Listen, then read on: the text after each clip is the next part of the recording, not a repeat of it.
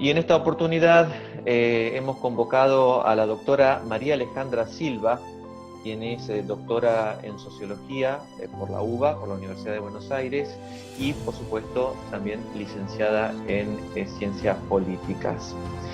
¿Cómo estás, Alejandra? Un gusto que puedas estar aquí en mi canal de YouTube en esta oportunidad. Vamos a hablar, por supuesto, de infancia y de tu trabajo académico y de investigación en Brasil y en Argentina. ¿Cómo estás? Un gusto, muy bien, muy bien. Gracias por invitarme a poder reflexionar un poco en este momento sobre una problemática tan especial como la de la infancia, primero, y de trabajo infantil, segundo, ¿no? Que es un tema que está atravesado por el preconcepto, por la discriminación, ¿no? Y lo hace más complejo. Exactamente.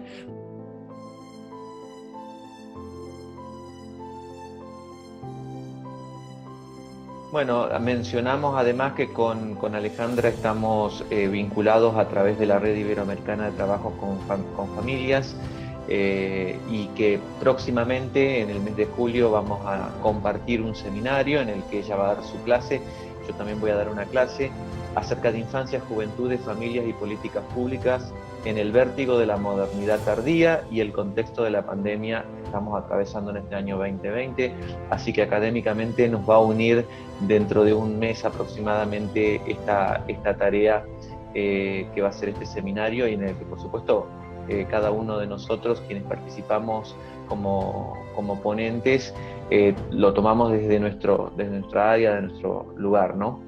Así que bueno, va a ser un gusto, porque va a ser la primera vez que vamos a trabajar juntos con Alejandra. Sí, sí.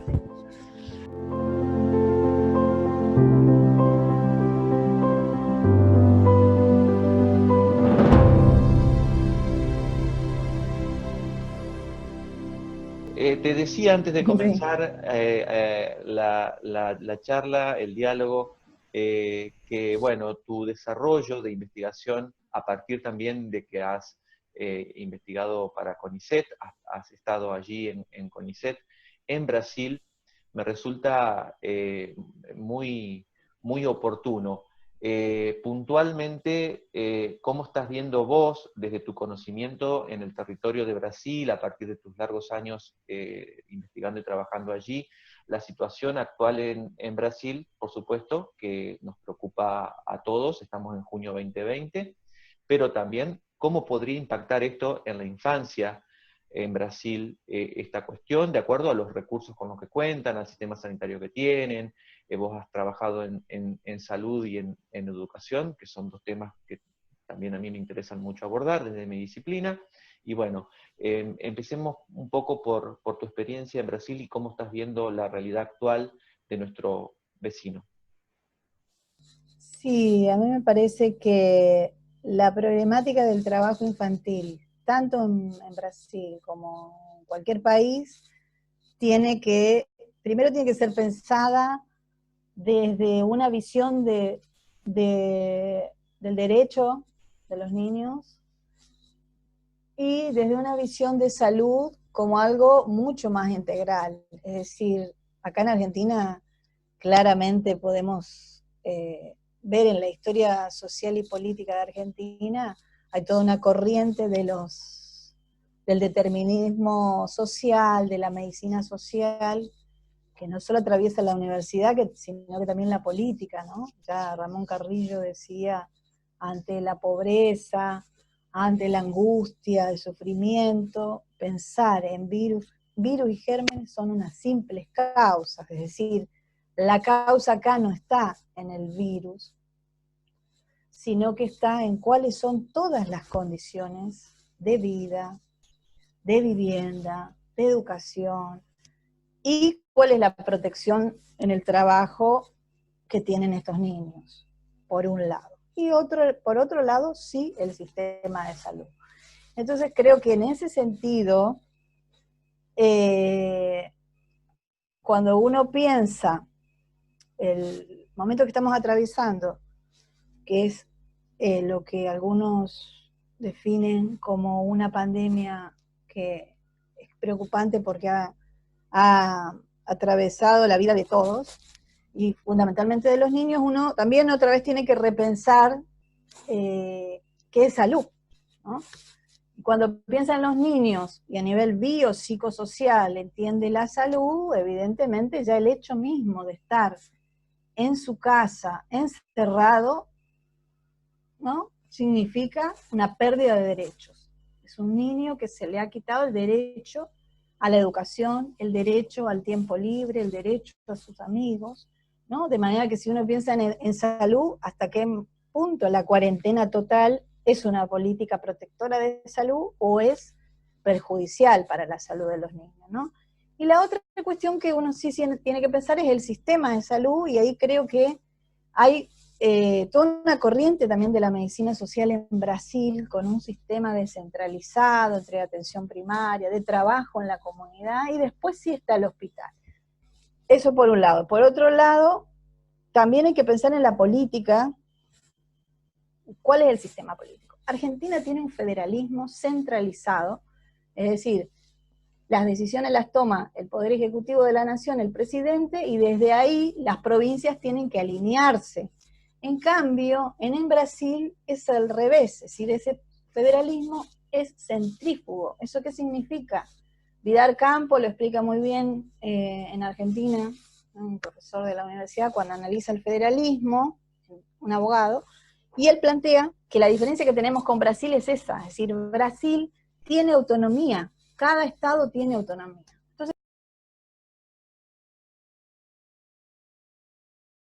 Entonces, ¿qué es lo que sucede en Brasil? No es lo mismo el sur de Brasil que el norte de Brasil, ¿eh? Entonces, los niños del sur de Brasil, que tienen también hay niveles de desarrollo entre el sur y el norte, pero los del sur van a tener digamos, determinadas condiciones de vida y de trabajo. Y los del norte tienen otras condiciones y tienen otro sistema de salud. Entonces, no se puede hablar de manera igual, ¿no? Como si fueran todos iguales. Entonces el Nordeste ha definido, todos los estados del Nordeste definieron una política ahora, definieron un proyecto que se llama Mandacaru, que está en internet. Yo estuve consultando con ellos por WhatsApp y me contaron.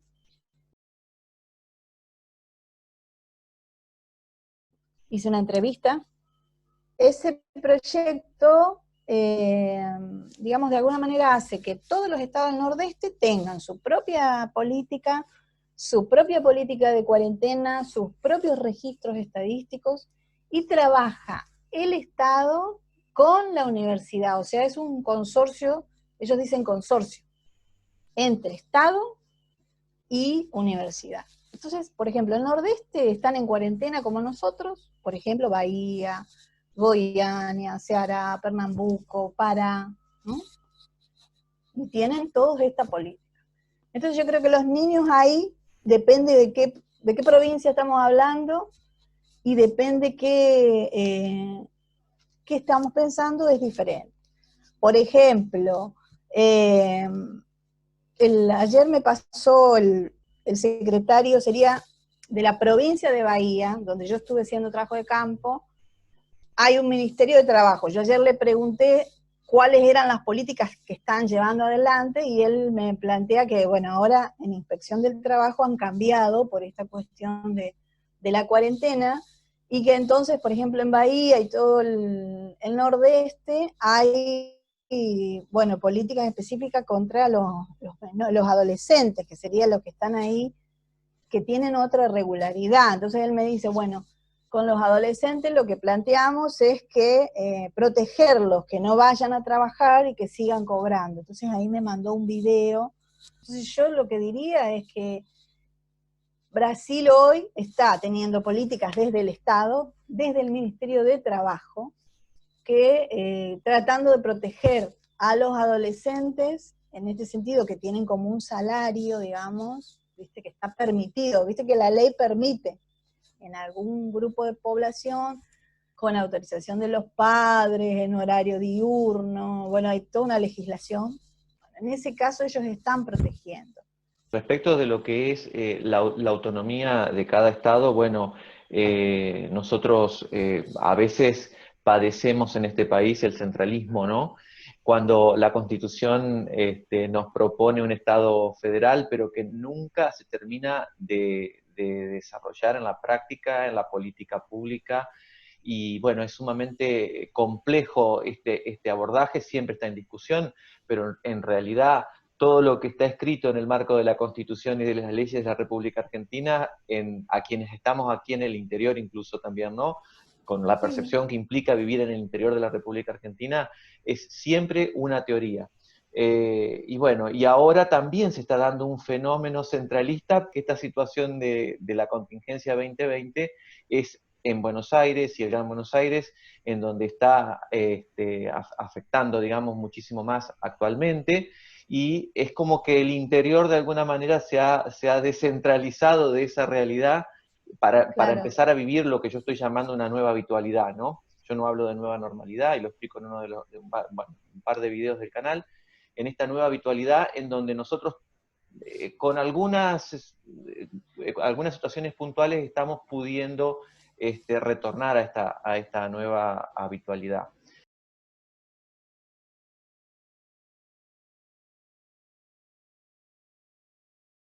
Y con relación a lo que es infancia, puntualmente, tampoco puede ser medido en los mismos términos y analizado con las mismas formas de analizar la realidad del AMBA y del interior del país.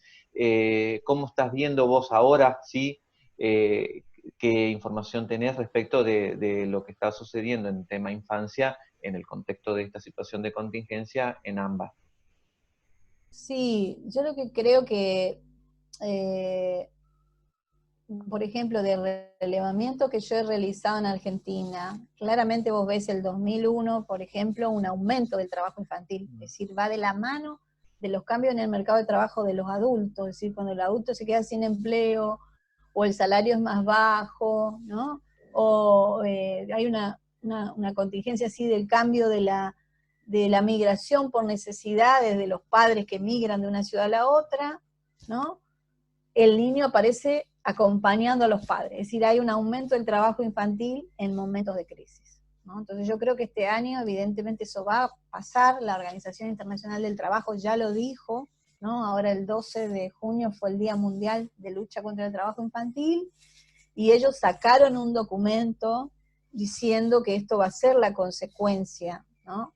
Entonces, yo creo que por un lado, ese va a ser el contexto, por lo cual, obviamente, estar viviendo en el momento es difícil hacer un análisis, ¿no? Vamos a tener que pasar unos días o unos meses para tener más datos.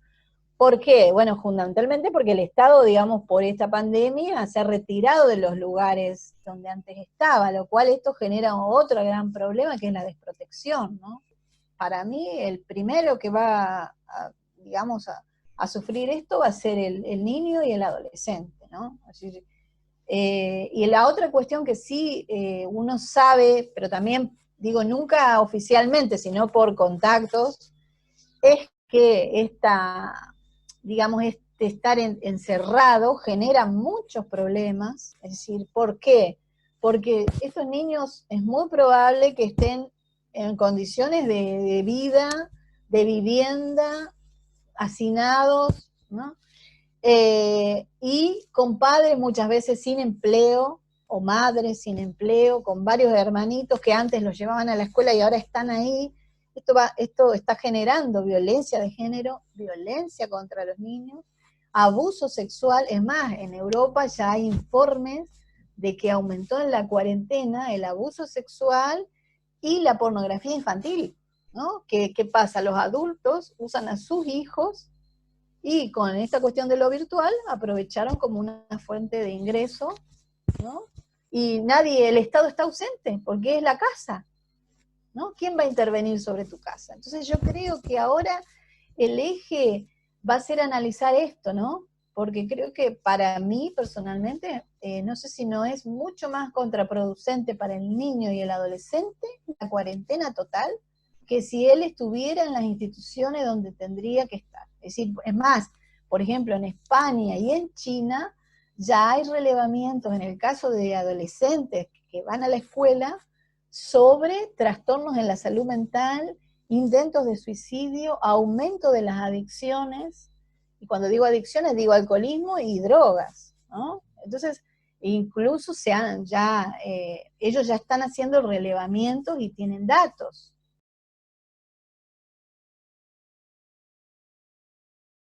Esto. Y la otra cuestión es la escuela, es decir, yo digo, cualquiera que trabaja con los niños, a nivel de cualquier ciencia, desde el pediatra hasta el psicólogo y el docente, saben que el ámbito de socialización fundamental es la casa, pero también es la escuela. Y la escuela no está siendo un espacio hace 3 meses, ¿no? Hoy creo que ya son 99 días en Argentina. Y la escuela genera nuevos hábitos, nuevas relaciones, hay un espacio de socialización, de aprender, de jugar, el juego, ¿no? El juego te constituye en los niños y en los adolescentes, el contacto con los demás. Todo esto, si se te está negando la condición humana. La cuarentena total y el encierro pone en juego todos los derechos que hacen a la condición humana. Y en los niños, para mí, va a ser muy difícil abordarlo cuando salgan de la cuarentena total, por eso te digo, si pensamos la salud como algo mucho más integral, ¿no? A mí me preocupa mucho más todo eso que el coronavirus. ¿Qué querés que te diga? O sea, evidentemente, además el daño, ¿no? que se está generando, ¿no? El daño psíquico y de las relaciones, porque tanto los niños como los adolescentes son diferentes a nosotros, ellos se constituyen en relación con el otro, juegan con el otro, se comparan, comparten, van, vienen, el tiempo, ¿no? El juego, salir afuera, les encanta encontrarse. Entonces, viste, esto para mí, yo digo, yo no podría hacer el análisis ahora porque no hay elementos, ¿no? Pero creo que sí, viendo lo que pasa en otros países y entendiendo la salud como algo biopsicosocial, no es un virus. Entonces ahí tendríamos que pensar mucho más. Y ahí sí nos permite decir, bueno, no es solo qué sistema de salud tengo, ¿no? Sino qué está pasando con estos niños. Porque ahora vamos a tener que pensar en todas las clases sociales, en todos los grupos sociales, porque estos niños y estos adolescentes están en la misma situación. El hecho de que te cambie, que tu casa es más grande o es de 2 pisos, no te cambia el hecho. Sí, ¿No? sí, la experiencia. La experiencia que para muchos seguramente es traumática, ¿no? Como vos estás Exacto. refiriendo. Por supuesto que tiene mayor énfasis en la población vulnerable ya por las propias condiciones, pero la verdad que esto es algo tan inédito y global que nos ha atravesado a todos. Es una situación planetaria inédita y creo que como vos estás refiriendo, las implicancias o las consecuencias que esto pueda tener, ni siquiera todavía las estamos viendo porque todavía estamos transitando esta etapa, ¿no?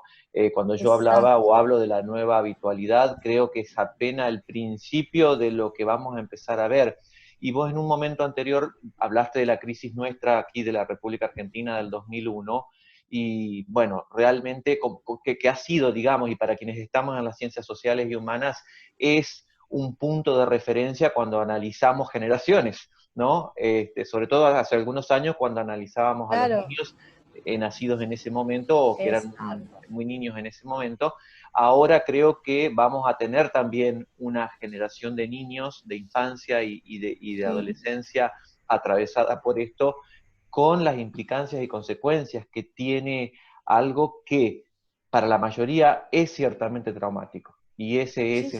el trauma, ¿no? Del que nos habla el psicoanálisis y que por supuesto hace que tengamos que prestar atención a esto que vos decís, sobre todo a lo que tiene que ver con la salud, que vos muy bien estás describiendo, que no se circunscribe solo a la aparición y a la transmisión de un virus, sino que hay temas de salud que van a aparecer en la población.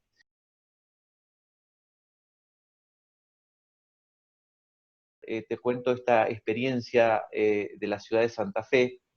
cuando la inundación del 2003, la inundación fue un hecho absolutamente traumático y devastador para la ciudad de Santa Fe, pero para las consecuencias en la salud de la población que padecieron ese momento fueron a largo plazo, a mediano y a largo plazo, ¿no? Hasta el día de hoy todavía, frente a situaciones de lluvias intensas o de tormenta, hay gente que se siente vulnerada y que vuelve de alguna manera a tener esa sensación que tuvo en aquel momento.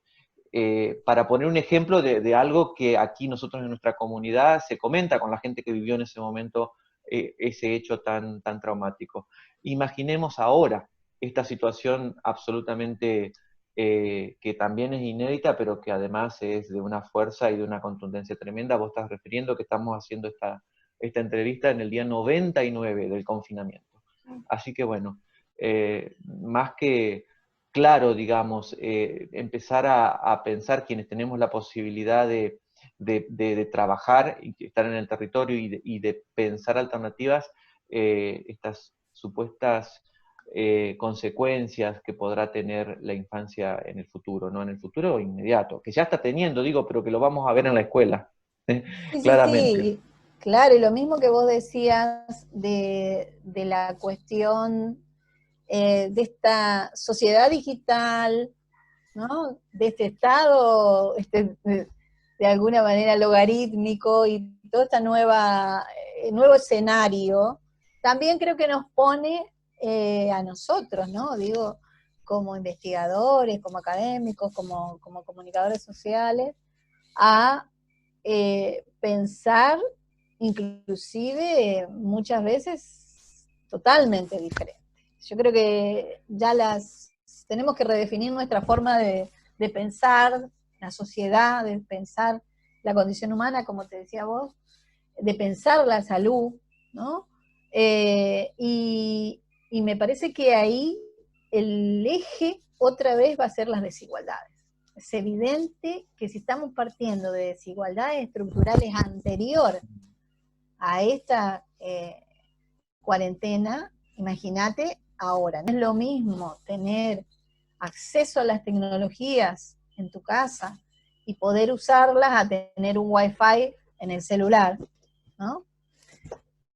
A tener todas las tecnologías. Entonces, creo que ya esto está planteando desigualdades hoy, porque el otro día hablaba con un alumno de Brasil, porque yo di clase acá en la maestría de educación de la Universidad de El Salvador, de metodología de la investigación, y mis alumnos son todos de Brasil, entonces están haciendo la tesis, muchos de ellos yo soy la directora, así que todo el tiempo sé cómo está funcionando el sistema educativo.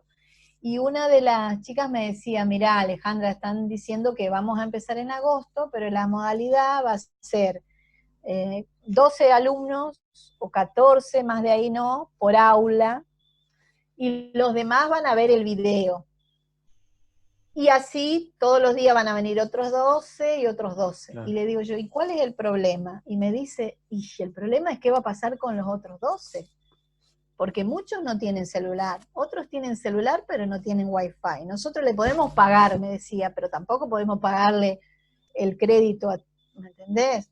Entonces, WhatsApp podés usar, pero también estás limitada al wifi. Computadoras, ¿cuántos tienen acceso? Y eso que Brasil tiene políticas muy interesantes, incluso mucho más de antes que nosotros. Si vos comparás acceso a las TIC y políticas educativas, hay mucho más.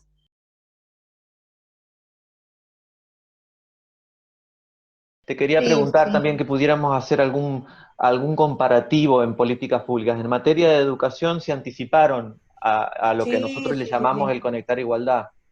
Sí, es más, por ejemplo, vos tenés desde el 97, que nosotros acá, yo me acuerdo porque en la universidad yo estaba en ese momento, vivía en Rosario y daba clase en la UNR, en Rosario, y me acuerdo que esa época tuvimos acceso los profesores que queríamos a usar el laboratorio de informática del rectorado. Después, como a los 6 años, recién tuvo la facultad, pero primero tuvo rectorado. Bueno, en ese momento ya ellos empiezan con las políticas de nuevas tecnologías en las escuelas. Primero tomaron pocas escuelas de algunos estados, bueno, se fue extendiendo. Pero, por ejemplo, todo lo que es acceso a computadoras y a tablets, ellos lo tuvieron ya en 98, empieza el Proinfo, que es un programa nacional. Después, en el 2000, creo que 2002, una cosa así, aparece un programa provincial, entonces, y después aparece, como a los 3 años, uno municipal. ¿Eso qué significa? Por esto del federalismo que yo te decía, quiere decir que el municipio arregla el laboratorio, o sea, lo construye, pone las computadoras, ¿entendés? La provincia pone los profesores, paga a los profesores, y la nación baja la plataforma, baja los recursos didácticos, ¿entendés? Todo lo que sea libros, todo lo que sea recursos didácticos. Entonces hay, o sea, nación, provincia y municipio, con la autonomía, ¿no? Lo que te estoy diciendo, o sea, si la provincia adhiere, recibe fondos. Si el municipio adhiere, recibe. Yo he estado, por ejemplo, me acuerdo en Ilia y Taparica, que es en Bahía, pero enfrente, una isla. Y bueno, me invitaron a dar una clase ahí, yo fui, la escuela era un profesorado de psicología social. Un ventilador me trajeron chiquito así, con el calor que hacía, casi me muero. Ya, vos sabés que me caía el agua así, me daban agua. Bueno, cuando empiezo a hablar de nuevas tecnologías, de inclusión, me quedan mirando así. Por ahí me dicen las chicas, mire, yo le quería decir, profesora, nosotros ni siquiera tenemos televisor. O sea, había escuelas que ni televisor tenían. Entonces vos le venías a plantear nuevas tecnologías, por eso te digo, entonces ahí ellas me empezaron a contar esto, me dice, lo que pasa es que los intendentes que hemos tenido eran todos analfabetos, ¿viste? Más o menos, y dice, ninguno adhiere a ninguna política, o sea, no adhiere a la política de televisor, entonces no bajan los televisores. No adhiere a la política de nuevas tecnologías, no bajan las computadoras, ¿entendés? Claro, acá no hay que adherir a Entonces nada, ahí, acá los recursos llegan, digamos, o sea, nadie pregunta al director de la escuela si se envía claro, o no, llega, punto. Los programas son claro, automáticos. bueno, entonces por eso te digo, para analizar, ¿viste? Es necesario ponerse Sí. ahí. Bueno, y, por ejemplo, los libros, sí, por ahí me mostraron libros, ¿qué pasa? Hay un área de producción de material didáctico. Entonces, vos podés adherir y viene fondos para armar libros. Entonces, eso sí armaban, me contaban. Fíjate vos, tuvimos este secretario de Educación y nos armó estos libros. Entonces, tenían libros nuevos, ¿entendés? Claro, claro.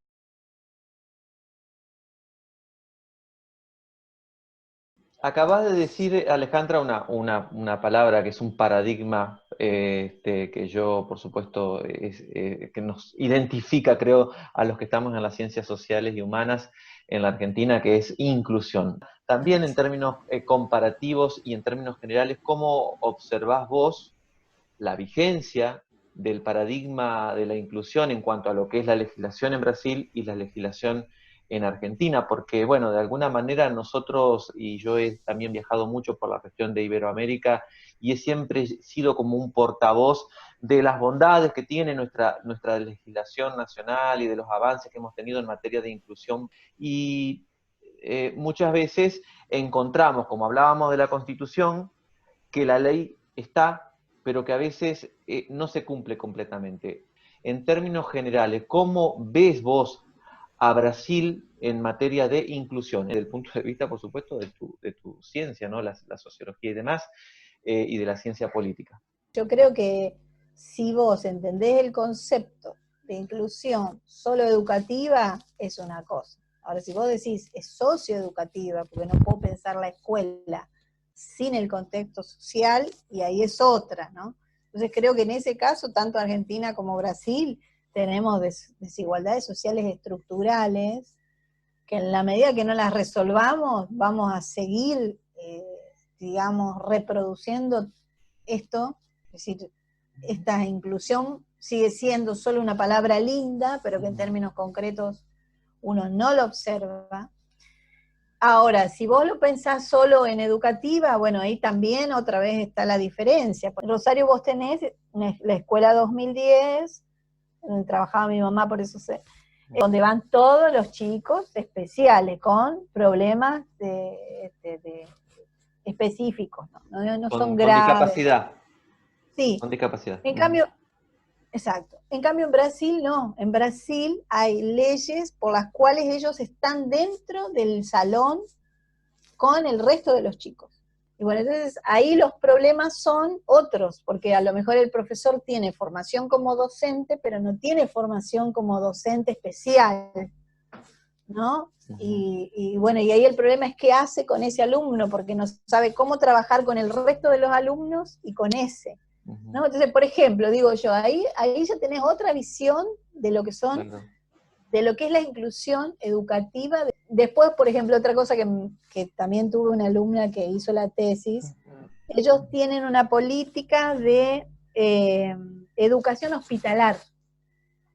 Nosotros no la tenemos. Yo le decía, yo sé que van docentes, dan clases, le leen, pero no como política, ¿no? Entonces, por ejemplo, la provincia de Bahía, que es el nordeste, que tiene indicadores los peores indicadores de pobreza, de educación, de salud y de infancia y de trabajo infantil, sin embargo, tiene esas políticas de educación hospitalar. Entonces ella me contaba, y después hizo la tesis, ya la terminó el año pasado,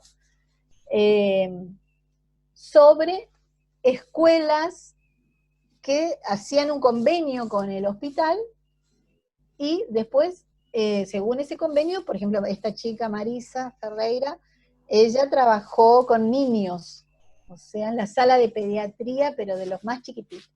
Y ella me contaba, bueno, que por ahí tenía alumnos que duraban una semana nada más en el hospital, pero había otros que estaban un mes entero, o con cáncer, o con patologías así.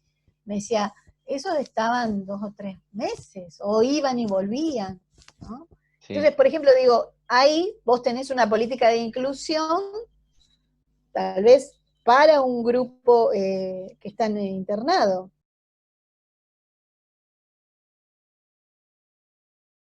Yo creo que vamos a ver qué Argentina nos queda de acá a unos 2 meses, y lo mismo Brasil. Y lo mismo Brasil, claramente, sí. Y las ciencias sociales también, en eso somos diferentes. Por eso te decía, a ver el virus como si fuera un virus, en el sentido que nosotros, justamente, la sociedad es algo que se construye y la construimos nosotros, y todos los días va cambiando, ¿no? Esta visión de cambio, de construcción entre el conflicto de intereses, de ideas, ¿no? Entonces, vamos a ver dónde van. Bueno, es muy, muy interesante porque, bueno, eso es lo que también nos va a nosotros generando esta motivación por seguir en la investigación, por seguir en el estudio.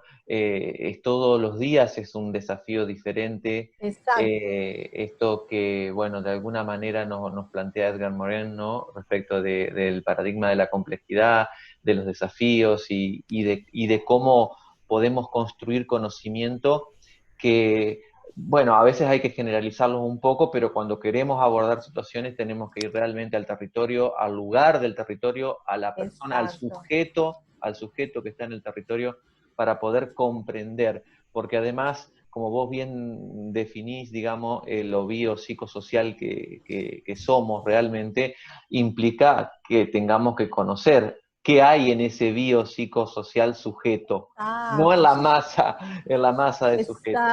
Exacto. Y ese, bueno, ese es el desafío que tenemos quienes estamos en estas disciplinas. No, y además que nosotros somos parte, ¿no? Entonces por ahí, viste, te plantean, bueno, pero en realidad tu visión, o sea, está sesgada, no es objetiva. Bueno, yo creo que ante otras investigaciones y en otros momentos yo hubiera podido tomar distancia, pero ahora poder analizar cómo nos sentimos, cómo estamos, salud y educación, y yo estoy atravesada por la misma cuarentena total, digo, me impide, ¿no? Somos parte del mismo objeto que estamos analizando. Ujú. ¿no? Entonces, Cosa por eso yo, que no siempre nos ha pasado, Alejandra, porque, exacto, bueno, cuando uno lleva, yo llevo también más de 20, 25 años en el territorio, y yo sí, era un invitado en el territorio. Cuando yo he exacto, ido a la zona rural, a las zonas vulnerables, donde he exacto. desempeñado mis tareas durante tantísimos años, he sido el invitado, digamos, y ahora, como vos Lógico, decís, en esta contingencia, en esta situación que estamos atravesando en este evento del 2020, somos también protagonistas, lo cual también, ¿cómo claro. va a resonar eso en nuestra experiencia a futuro, digamos? En qué aspectos podrá también repercutir? Nosotros me acuerdo que en el 2001 trabajamos toda esta cuestión desde salud, en la cátedra Medicina y Sociedad. Yo estuve también como 20 años en Rosario viviendo y en la cátedra, en la Facultad de Medicina, la cátedra preventiva, que se llama Medicina y Sociedad. Y el 2001 trabajamos con los alumnos estos, fuimos viendo la bibliografía y el 2002 directamente nos enfocamos a abordar el impacto del 2001 en el desempleo. Pero como vos decís, no éramos parte. Nosotros fuimos como investigadores. Primero fuimos con los alumnos y después me acuerdo con una médica y un psiquiatra, los tres, directamente nos abocamos a investigar el impacto. Y ahí vimos, ¿no? Tenías desde un gerente hasta uno del campo que se vino a la ciudad, hasta uno de un banco que habían perdido el empleo de toda la vida, ¿no? Entonces eso le había generado trastornos del corazón, trastornos del sueño, sexuales, problemas de familia, divorcios, adicciones, ¿no? De repente, bueno. Entonces, pero lo vimos, yo te puedo decir que esto va a impactar en todas las clases sociales y va a impactar en los hombres porque son sostén de familia, pero también en las mujeres que son sostén de familia, porque hay, ¿no? Pero nosotros no éramos parte, ahora ya somos parte. Entonces ahí Claro, nos cambia, como vos decís. sí. Ahora veremos, ¿no?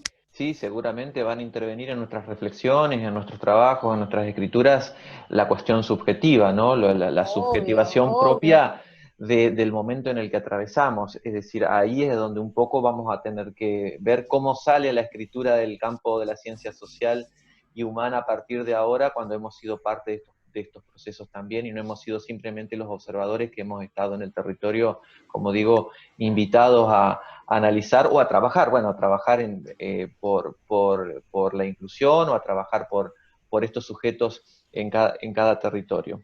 Es muy interesante cómo ha ido fluyendo el diálogo y cómo hemos ido, de acuerdo a lo que habíamos conversado, trabajando la idea de niñez, salud, educación, bueno, la contingencia, lo que yo llamo la contingencia 2020, la mirada tuya de Brasil, que a mí me ilustra muchísimo.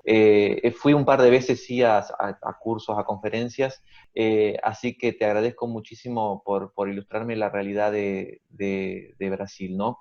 Que además, bueno, es nuestro principal socio en todos los aspectos, así que claramente nos interesa lo que allí esté pasando.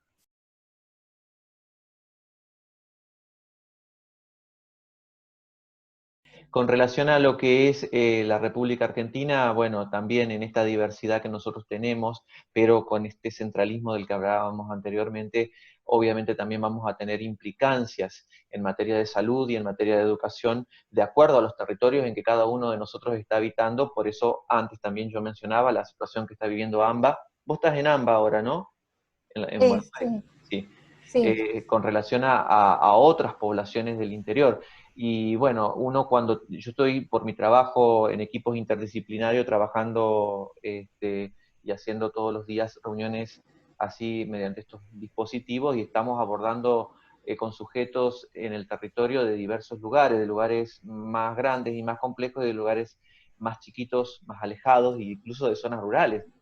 Sí.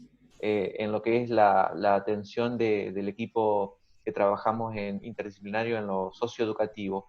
Ujú. Y la realidad que muestran, digamos, las comunidades más pequeñas tiene que ver con esto de estar un poco ajenos a la problemática de la presencia del virus, que no nos pasa lo que vivimos en las ciudades más grandes. Y esto también va a ser una experiencia que va a impactar diferente en estos sujetos de estos lugares que han tenido una percepción diferente de lo que estamos atravesando los que vivimos en las ciudades más grandes, ni hablar en el caso de ustedes que están en Buenos Aires. Así que la salud de estos sujetos en el futuro seguramente sea diferente como lo era antes de la pandemia, ¿no? Lógico, En donde se lógico. vive diferente, en donde el estrés es mucho menor, en donde los ritmos y los tiempos son absolutamente diferentes. Algo a tener en cuenta también en análisis comparativo, cómo va a impactar en la población de acuerdo al lugar, al contexto en el territorio en el que Obvio. vive. En Sí, sí, materia sí, de sí, educación, sí. pero también en materia de salud, como vos referiste muy bien, a mediano y a largo plazo.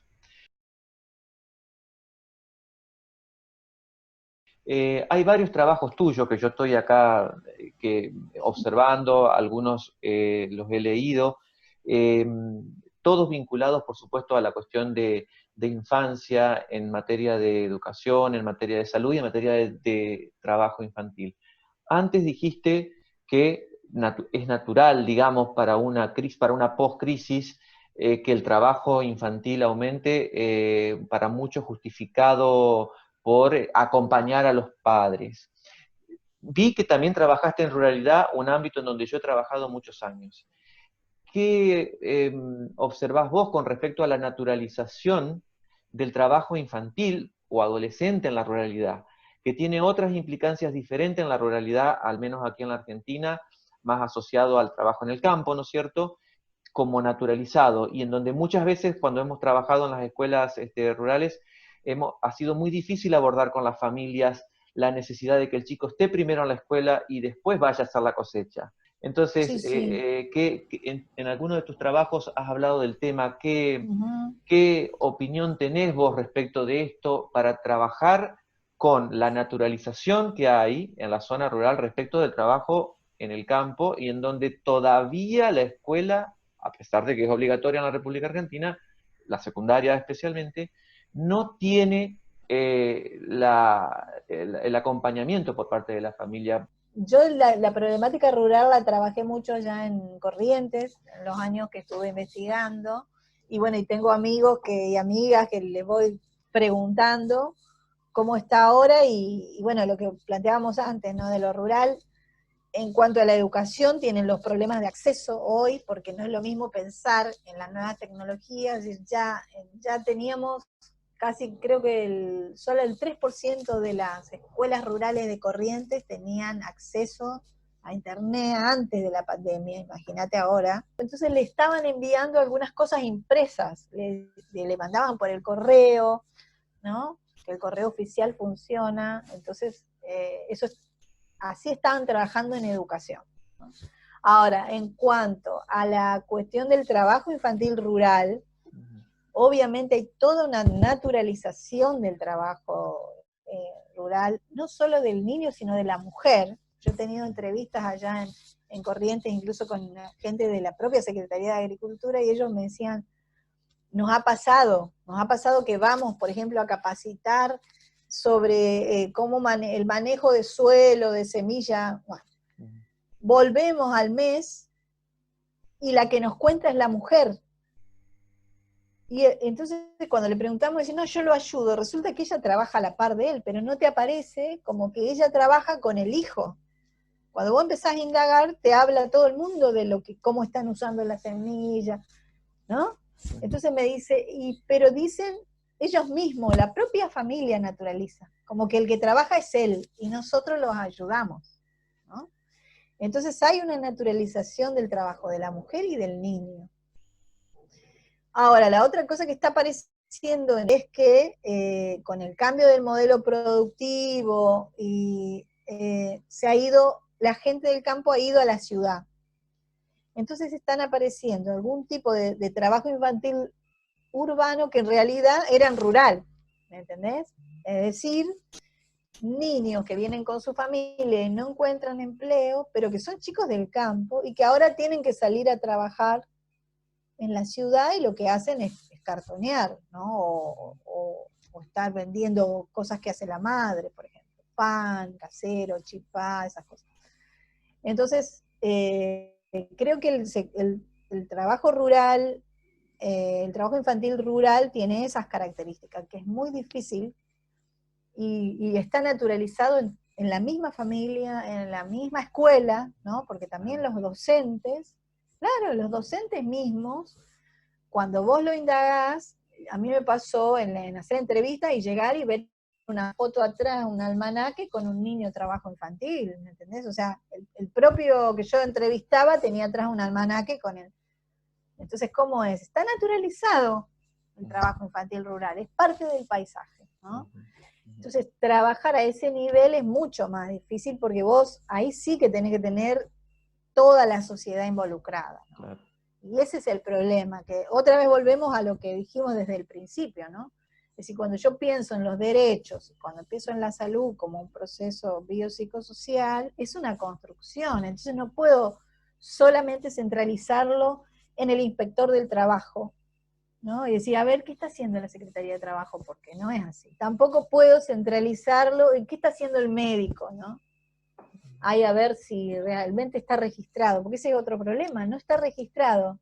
Es difícil que vos sepas si ese chico se accidentó por trabajo infantil o en realidad estaba jugando y se cayó, por ejemplo. Porque no te aparece que se cayó de una maquinaria, que se cayó de un silo, que se cayó, o que el caballo lo pateó, pero era porque estaba trabajando, no porque estaba jugando. Entonces, las estadísticas de salud son muy difíciles de construir, ¿no? No hay forma, porque los médicos no lo registran, y porque tampoco hay un sistema de registro, ¿me entendés? O sea, cuando vos anotas, se anota patologías y punto, no se dice trabajo, tenía que ver con el trabajo del niño. Entonces, bueno, por eso digo, yo si busco salud voy a decir, no, no hay trabajo infantil porque no hay ningún registro de accidentes y enfermedades, ¿no? Entonces es muy difícil, el rural creo que es mucho más difícil trabajarlo que el urbano, obvio.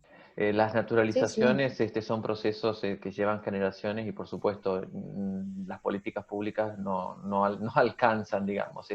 Ahí también es donde la letra de la política pública, de la ley, queda solamente en la teoría, porque Sí. cuando vos me decís que los docentes también naturalizan estas prácticas y le dan permiso y le justifican la inasistencia para ir a trabajar, cosa que ratifico que es así, también hay una mirada, digamos, de naturalización. Sí, a mí me han dicho, por ejemplo, así en eventos que es público, me han dicho, sí, pero yo también trabajaba cuando era chica, ¿me entendés? Como una cosa natural. Sí. Después otra, me acuerdo que me dijo, ¿cómo se nota que usted no es de acá? Sí. Como diciendo, por eso viene a decir que es un problema, no es un problema, ¿entendés? Claro. Es decir, sí. Es un derecho. Me lo decían docentes. Es un derecho. Claro. No es un problema, señora. Sí. Es un derecho, digamos. Estamos en un país planificado de derechos, en una sociedad de derechos, y los niños, por normas internacionales y nacionales, no tienen que trabajar.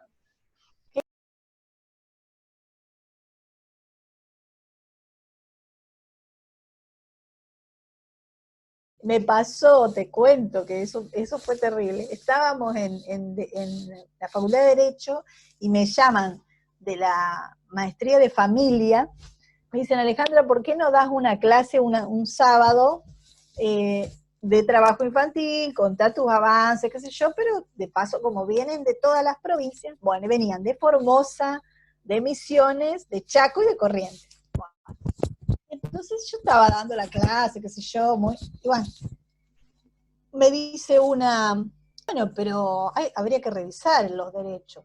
¿Cómo habría que revisar los derechos? Y me dijo lo que vos decís, pero al revés. Bueno, el chico tiene derecho al trabajo, me dijo. Ella. Claro. El chico tiene derecho al trabajo. Y bueno, yo y la cuestión es que me quería morir, porque en eso le saltó otro de Itatí, y decir que me salvaron, porque yo digo, en la Facultad de Derecho me viene a plantear eso una alumna, que era una abogada, obvio. Claro. No, justamente ahí, no tiene derecho a trabajar, ¿no? O sea, qué juego de palabras más interesante, una anécdota única, además en el contexto en el que se dio la anécdota, digamos, que sea la Facultad de Derecho, es como, digamos, es lo máximo. Te juro que yo después les dije, que como había estado todo un sábado, les di como preguntas para que las manden y hagan como un informe, ¿viste? Me volvió a repetir lo mismo, te juro, cuando presentó su trabajo, volvió a decir, el niño tiene derecho al trabajo. Claro, bueno, bien, bien. Ella siguió insistiendo, ¿me Sí, sí, sí. entendió? Claro, la contradicción es ejercer esa profesión, digamos, enunciando esos términos. ¿Sí?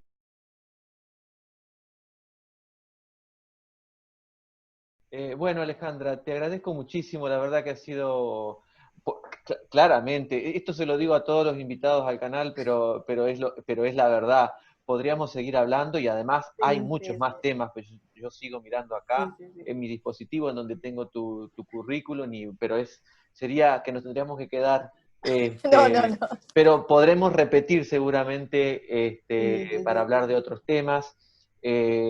No sé si querés agregar algo más, sintetizar alguna idea, No, ratificar alguna cosa. sí, yo lo que creo que hay que ratificar son dos cosas. Una es que efectivamente el trabajo infantil va a aumentar, es evidente por lo que se ve de la historia argentina y del mundo, ante una crisis del mercado de trabajo y del empleo de los padres, aumenta, es decir, vamos a tener un problema ahí, evidentemente. Y la otra cuestión que creo que tenemos que reflexionar es cómo pensamos las políticas, porque evidentemente incluirlos también va a traer aparejado cómo pensamos la educación, ¿no? Cómo pensamos la educación rural, la educación urbana, la inclusión digital, va a necesitar de nosotros un abordaje totalmente diferente. Creo que lo que viene para adelante, si bien es problemático y va a ser un problema que va a aumentar de las dimensiones del trabajo infantil y la naturaleza, y va a cambiar incluso, pero también nos genera desafíos, ¿no? Es cómo pensamos. Yo creo que vamos a tener que pensar diferente, incluso la inspección del trabajo, ¿no? El abordaje educativo, el abordaje de la salud. Creo que tenemos desafíos para adelante, aunque vamos a tener muchos problemas. Claramente. Bueno, muchas gracias Alejandra. Vamos a cerrar aquí, recordando que nos vamos a encontrar en julio 2020 en el seminario, es el curso intensivo de formación que está organizando la Red Iberoamericana de Trabajo con Familias, para la cual, bueno, nosotros trabajamos. El curso se llama Infancia, Juventudes, Familias y Políticas Públicas en el vértigo de la modernidad tardía y en el contexto de la pandemia 2020. Claramente varios de los conceptos que hemos abordado aquí van a ser abordados. Yo tengo que abordar también en mi clase algunas cuestiones más vinculadas al desarrollo de conocimiento, a la Sí, subjetividad. exacto. Y bueno, vos también, porque estuve viendo, creo que Sí, tu sí, clase sí. va después que la mía, el número 4 por ahí, Sí, o la sí. 5. Y bueno, será también una oportunidad para compartir esta experiencia en donde vamos a seguir y que para mí va a ser, en este caso, la primera experiencia de trabajo académico en el contexto de la pandemia, digamos. O sea, que ahí esto que hablábamos hace un rato respecto de los impactos personales de la pandemia van a aparecer en esto porque va a ser, o sea, por primera Sí, vez en sí, lo académico, en el trabajar en los equipos interdisciplinarios, ya lo estoy haciendo desde el primer día. Pero claro. académicamente se va a poner en valor, digamos, a ver qué experiencia hemos tenido en este paso nuestro personal, subjetivo, en esta contingencia. Te le mandamos un saludo a Juan Siliento. Juan Siliento es presidente de la Comisión Directiva de la Red Iberoamericana de Trabajos con las Familias. Y bueno, este trabajo que vamos a hacer, para el que estuvimos hace un tiempo también reunidos en una conferencia como esta, en una charla, en una reunión como esta, está llevado adelante por la Universidad del Externado de Colombia, la Facultad de Ciencias Sociales y Humanas, el área de estudios de familia, infancia y adolescencia y sociedad de la Universidad del Externado. Y está auspiciado por la Secretaría Nacional de Niñez, Adolescencia y Familia de la República Argentina. Y seguramente vamos a tener asistentes de varios países de la región de Latinoamérica. Así que eso Sí, sí, también va sí. a ser interesante para poder oír las voces del territorio de nuestra región, Alejandra. La verdad que Ah, es una muy buena oportunidad la que tenemos por delante académicamente, que sí, después sí, sí. volcaremos, obviamente, en Eh, nuestra experiencia. obvio, seguro, nuestras publicaciones. Claramente. Y en mi caso en el canal de También, YouTube y en sí. en el Instagram también, en donde un poco la plataforma de lanzamiento del YouTube. Así que bueno, muchísimas gracias, Bueno. Alejandra. Bueno, gracias a vos por invitarme y un gusto poder charlar de estos temas. Bueno, nos veremos la próxima entonces y en todo caso en el seminario. Bueno, un gusto. Que Chao, estés hasta muy luego. bien. Hasta luego. Chao. Igualmente. Chao, chao.